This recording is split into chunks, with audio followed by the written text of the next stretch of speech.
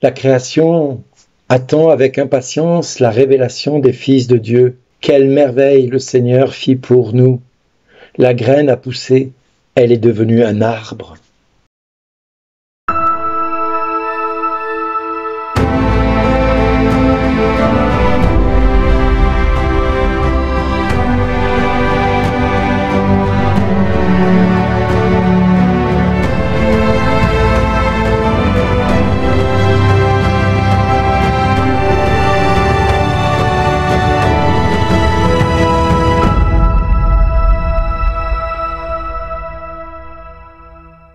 Aujourd'hui, le message vous est adressé par Bernard Dill. Bonjour les amis, à quoi pourrais-je comparer le règne de Dieu ? Il est comparable au levain qu'une femme prit à enfouir dans 3 mesures de farine jusqu'à que toute la pâte est levée. Le royaume de Dieu est comparable à cette pâte que la femme va façonner, travailler, jusqu'à pouvoir la faire lever et devenir du pain qui va réjouir nos cœurs, réjouir notre âme et nous nourrir. Mais le royaume de Dieu est aussi la manifestation de Dieu dans notre vie, puisque la graine a poussé, elle est devenue un arbre sous lequel s'abritent tous les oiseaux du ciel, et ils ne sèment ni ne moissonnent, et ils ne manquent jamais de rien. Donc le règne de Dieu est aussi cette capacité que Dieu a à faire pour que nous prenions conscience qu'il prend soin de nous et qu'il a pour nous déplacé des montagnes en notre faveur. Et le psaume nous le rappelle très bien. Quelle merveille le Seigneur fit pour nous. Quand le Seigneur ramena les captifs à Sion, nous étions comme un rêve. Alors notre bouche était pleine de rire, nous poussions des cris de joie. Alors on disait parmi les nations, quelle merveille fait pour eux le Seigneur. Quelle merveille le Seigneur fit pour nous. Nous étions en grande fête. Ramène, Seigneur, nos captifs, comme les torrents au désert, qui sèment dans les larmes, moissonnent dans la joie.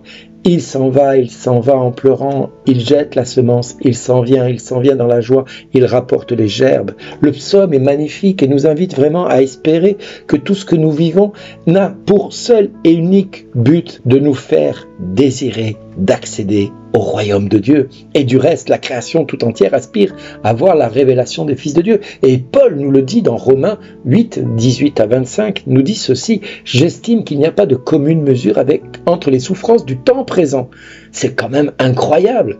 Et la gloire qui va être révélée pour nous. Donc les souffrances du temps présent contribuent à la gloire qui va être révélée pour nous. En effet, la création tout entière aspire à voir la révélation des fils de Dieu. La création a été soumise au pouvoir du néant, non pas de son plein gré, mais à cause de celui qui l'a livré à ce pouvoir, c'est-à-dire Adam, à travers le péché d'Adam. Pourtant, elle a gardé l'espérance. Oui, cette espérance que le Seigneur a semée dans notre cœur. Et du reste, jeter quelqu'un dans l'eau, il va tout de suite essayer de remonter à la surface pour respirer, parce que la vie est semé dans son cœur pour que la vie soit toujours présente dans sa conscience.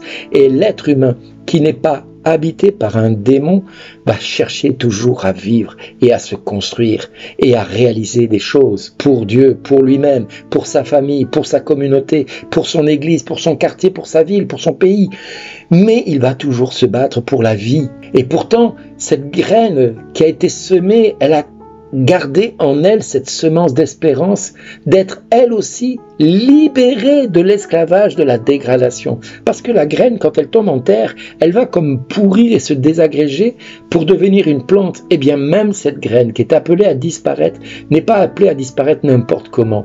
C'est pour connaître la liberté de la gloire des enfants de Dieu. Cette graine que nous semons dans la vie de nos enfants, et moi je pense à mes enfants, je pense à mes petits-enfants, et nous arrivons au 31 octobre. Vous savez que le 31 octobre de chaque année, le monde célèbre une fête qui est honteuse, mais qui est devenue plus commerciale que autre, mais elle est devenue très spirituelle aussi, puisque quelque part on va fêter Halloween, pour faire une concurrence complètement en opposition avec ce qui va se passer le lendemain, la fête de la Toussaint. Halloween est une fête où on fait l'éloge des démons, où on se déguise avec des têtes de monstres, des têtes d'horreur, avec du sang qui coule à droite, à gauche. On va faire des têtes de citrouille et compagnie, comme pour mettre un climat d'horreur dans notre société, comme si elle n'en avait pas assez avec ce qu'elle vit au quotidien. Aujourd'hui, dans nos familles, dans nos communautés chrétiennes, où les divisions ne cessent de se propager comme un feu de paille. Et oui,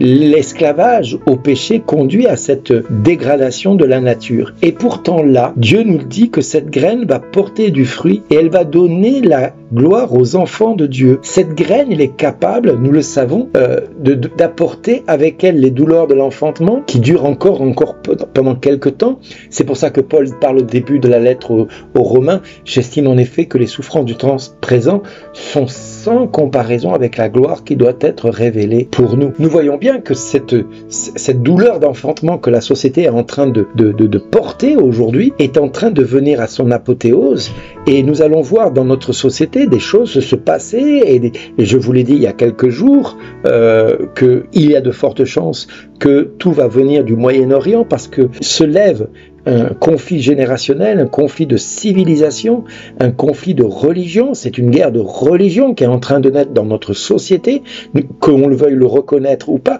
C'est une guerre de religion qui vient aujourd'hui dans notre société, et il faut en avoir conscience.